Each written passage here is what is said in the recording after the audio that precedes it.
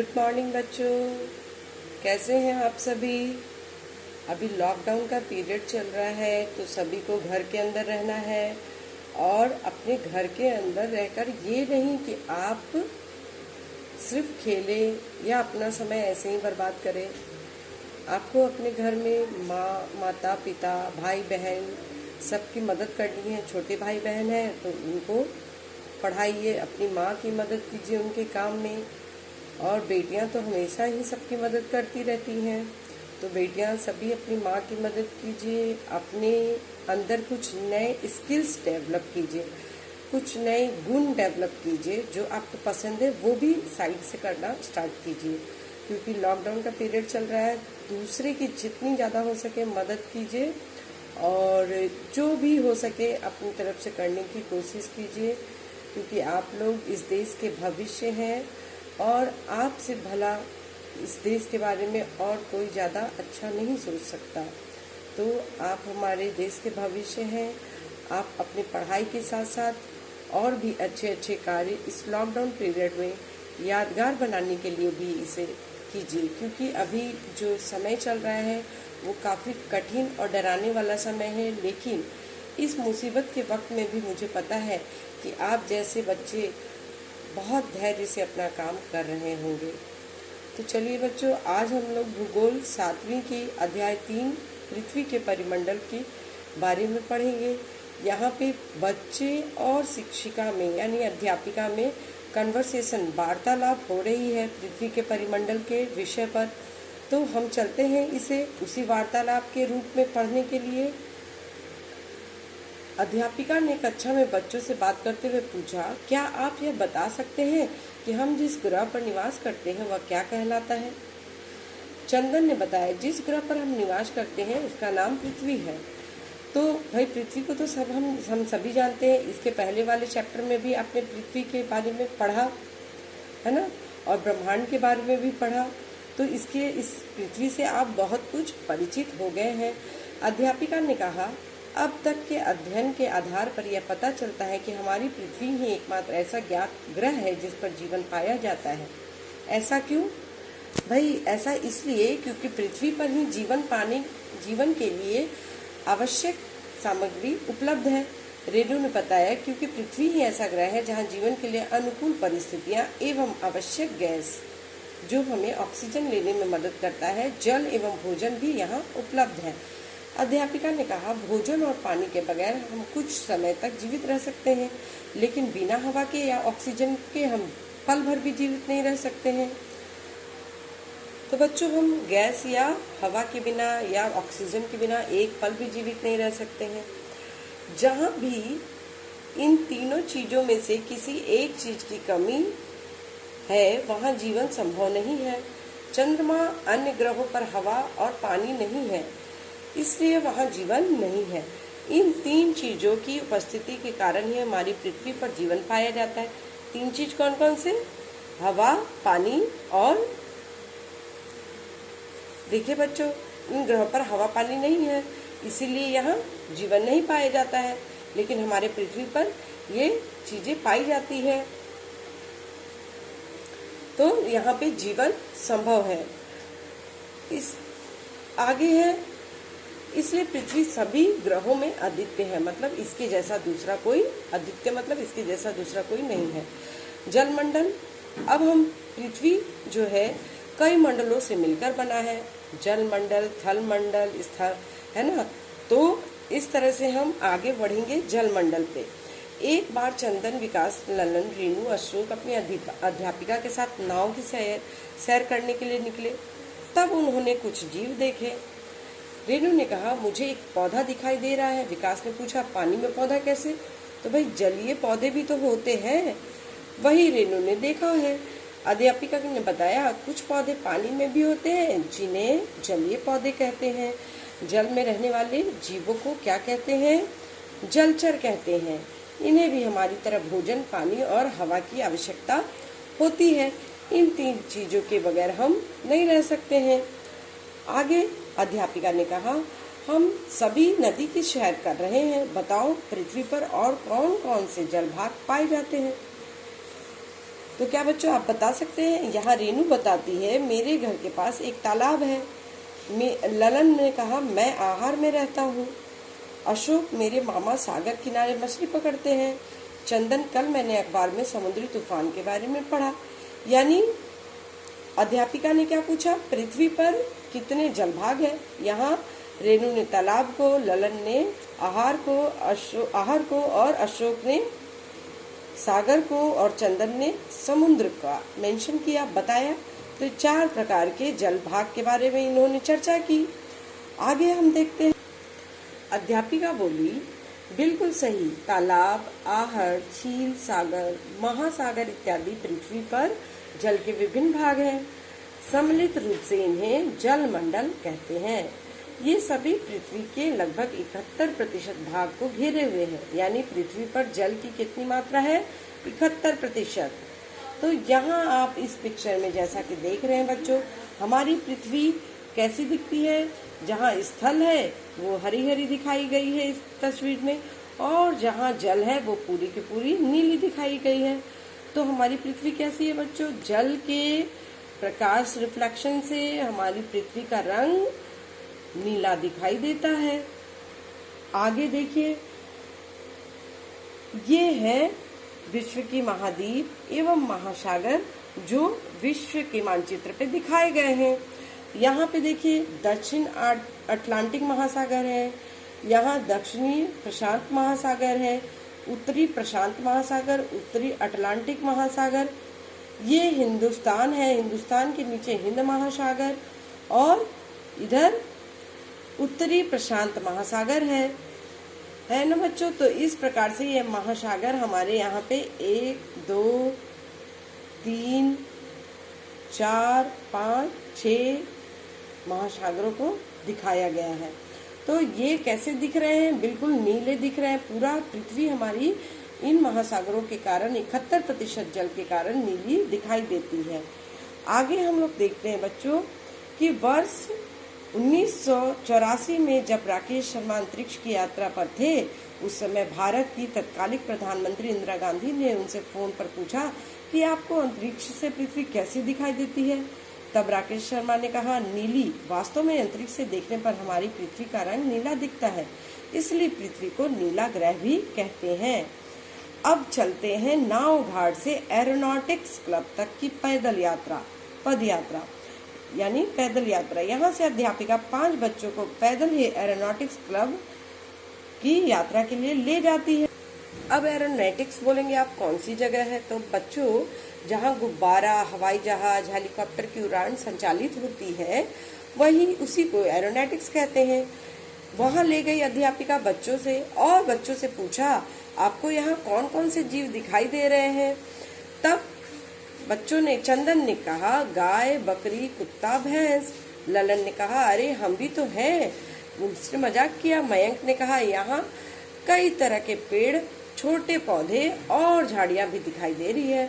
अध्यापिका ने कहा, इन्हें भी हमारी तरह जीने के लिए भोजन, पानी और हवा की आवश्यकता होती है।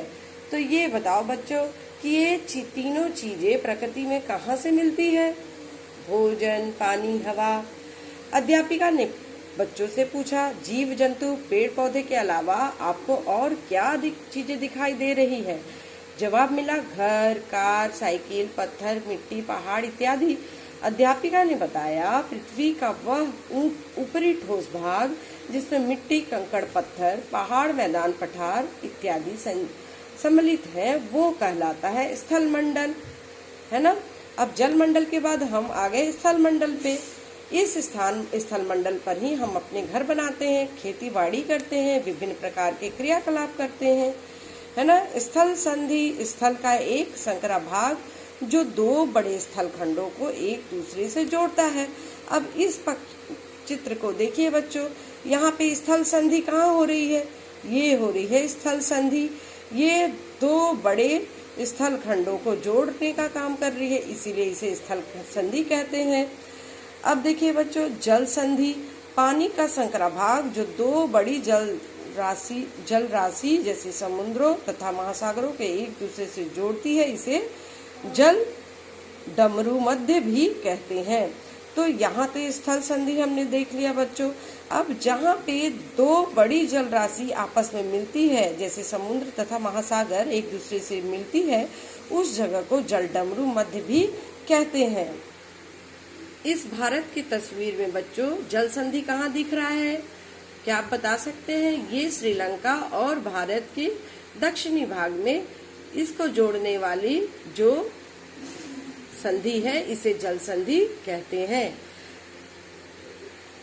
अब ये देखिए बच्चों, जमीन से आकाश की ओर एरोनॉटिक्स क्लब में पहुंचकर सभी बच्चे बहुत उत्साहित थे। एक बड़े गुब्बारे के साथ लगी टोकरी में बैठकर वे आकाश की ओर उड़ने लगे। चंदन बोला, अरे पेड़ हमसे कितने नीचे रह गए हैं। ललन बोला, देखो पक्षी हमारे कितने नजदीक उड़ रहे हैं। रेनू ने बोला, वह देखो बगुलों का झुंड। अध्यापिका ने बताया, हवा में उड़ने वाले पक्षी नभचर कहलाते हैं। नभ मतलब आकाश और चर मतलब चलने वाले, आकाश में चलने वाले नभचर कहलाते हैं। इन्हें भी हमारी तरह भोजन, पानी और हवा की आवश्यकता होती है। ये तीनों चीजें इन्हें कहाँ से मिलती है? तब अध्यापिका बोली, यहाँ इन पक्षियों के अलावा और भी बहुत सी चीजें हैं, कुछ दृश्य और कुछ अदृश्य। रेनू ने कहा, वह रहा बादल। अध्यापिका ने कहा, ललन और सांस लो और बताओ सांस के साथ तुमने क्या लिया? अब बच्चों आप बताइए, सांस के साथ क्या लेते हैं हम लोग? हवा लेते हैं, ऑक्सीजन लेते हैं। तो बच्चों ने भी कहा हवा। अध्यापिका ने कहा, जलमंडल और स्थल मंडल के चारों ओर हवा है जो कई 100 किलोमीटर की ऊंचाई तक फैली हुई है, इसे कहते हैं वायुमंडल।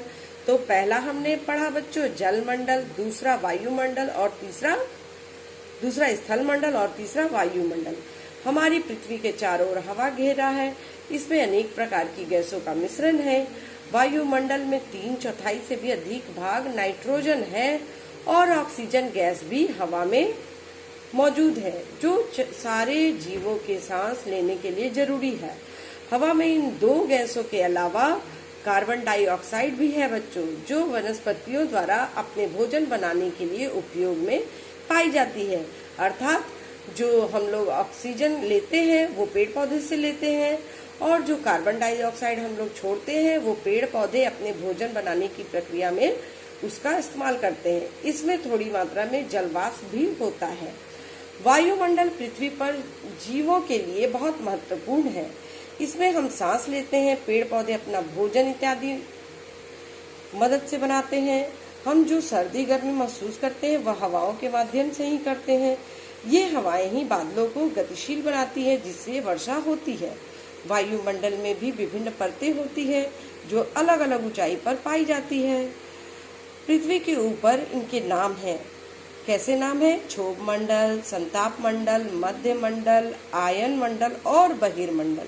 यानी पृथ्वी को 5 मंडलों में भागों में बांटा गया है। आइए तस्वीरों में हम लोग देखते हैं। तो इस तस्वीर में जैसा कि आपको दिखाया जा रहा है बच्चों कि वायुमंडल की संरचना कैसे हुई है। सबसे पहला मंडल क्या है? ये देखिए, सबसे पहला मंडल क्षोभ मंडल कहलाता है। क्षोभ मंडल जहाँ पे